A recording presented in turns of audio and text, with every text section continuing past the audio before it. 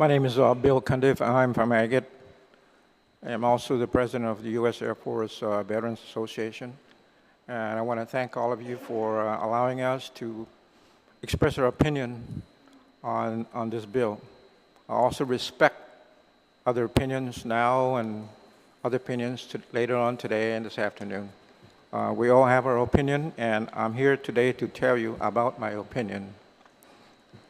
First of all, I do not support this proposal.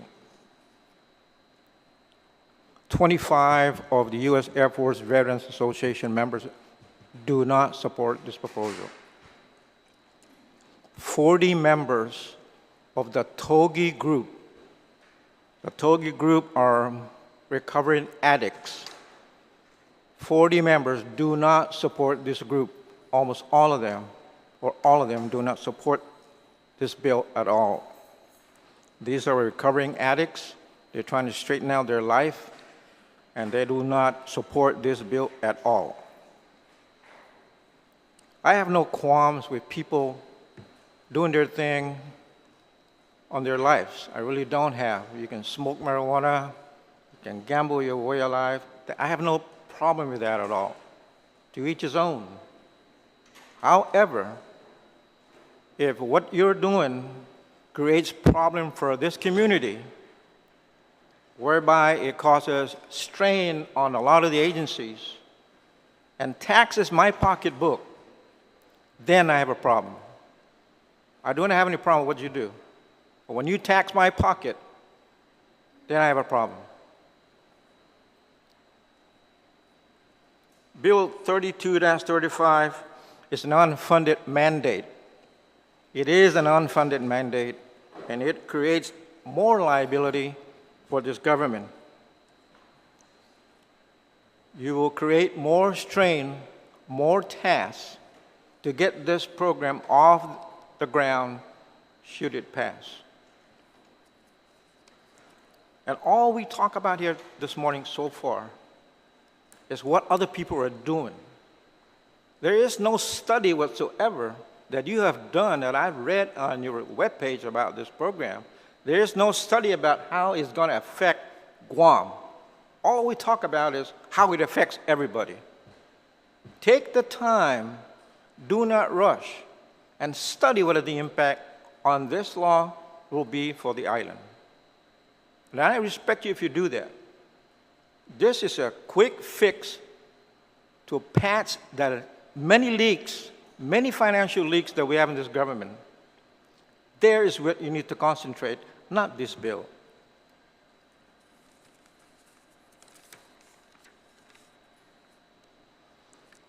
This bill admitted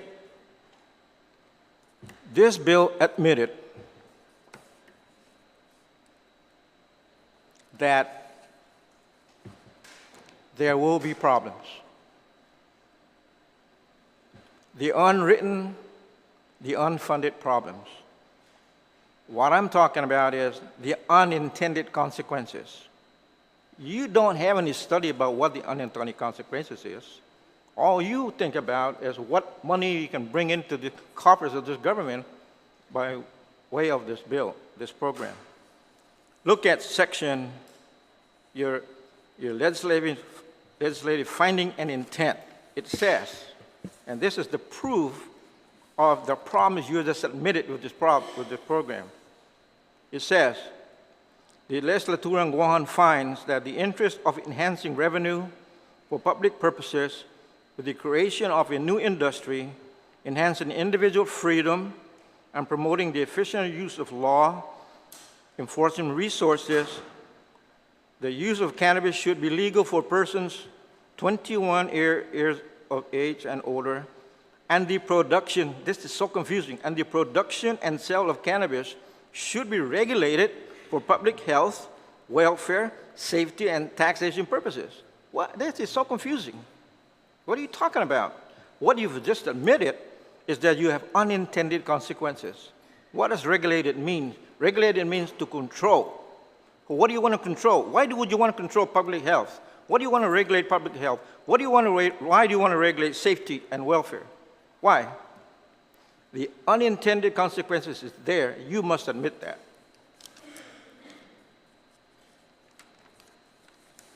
You ignore the major crisis, the major risk. You're adding fuel to the fire.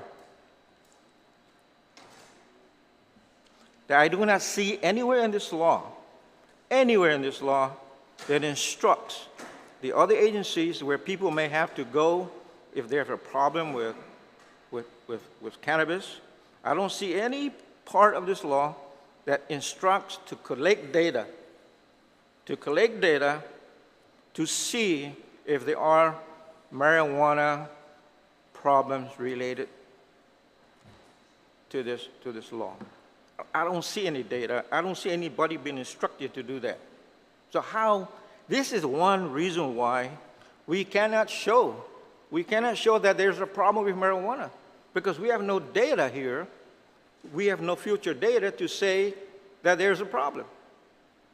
Nothing whatsoever. Other states have begun to look at the data, but still they cannot capture all the data because their processes of capturing the data is not there. So therefore, it's showing that there's no problem with marijuana, nothing whatsoever. How do you place a guardrail? You mentioned today that there's a huge problem on the black market here. How do you put a guardrail up to stop that? How do you stop that? It's a big thing. We have admitted there's a big problem here. So how are we going to stop that? In business, if I am selling a joint for $10 and you can get a joint for $5 on the black market, are you going to come to me and pay $10? All of us are looking for bargains. So these are the things you have to address. Also, there's a section here in section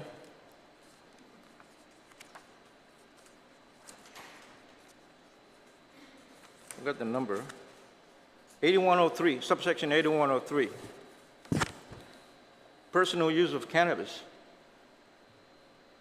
In here it says you would allow per adult 6 plants, I believe,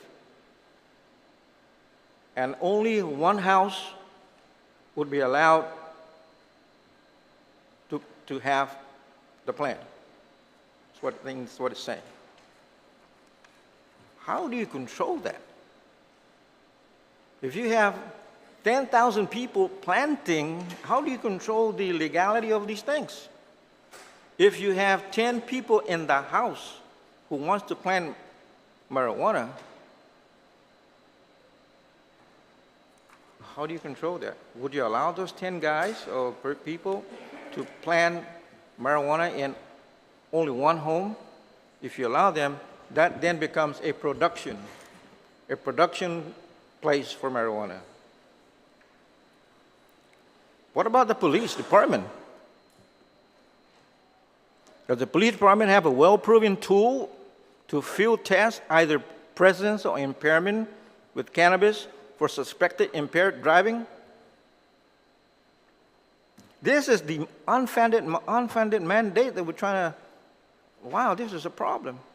So if they don't have the proven test kit to detect presence or impairment, then we don't test, we don't do anything, and then we're saying there's no problem.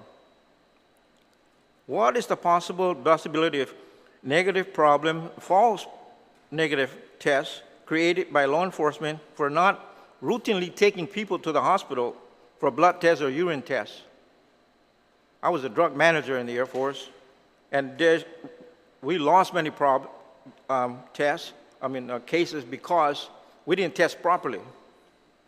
So when we take them to the hospital and we give them a urine test and a blood test, there's no way they can escape if we find them with dope in their system. To take people to the hospital is time-consuming and very costly.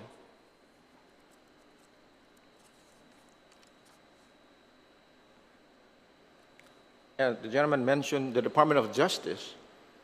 I wrote to the Department of Justice, and I'm waiting for their response, hopefully today or tomorrow, on this issue. Is it really, really legal for us to do this if we're challenging court to the federal court? I'm waiting for that response from the Department of Justice. And I will promise you, I'm not a rich guy or anything, that if this passes and it goes against the federal law, I'll be first in line to file a lawsuit for this government. I don't know how I'm going to do it. Maybe I'll sell my Volkswagen. I don't know. So what this bill reminds me of is a story that I once heard when I was in a sauna with a lot of veterans at Naval Station. There was a brother who was going to the village looking for the post office, but he could not find the post office. So he stopped by and asked the kid, "Son, where is the post office?" The kid said, "You go down, turn right, and you'll find it." So the brother went down, found the post office, and on his way back, he stopped and thanked the kid. He said, thank you, son, for helping me finding the post office.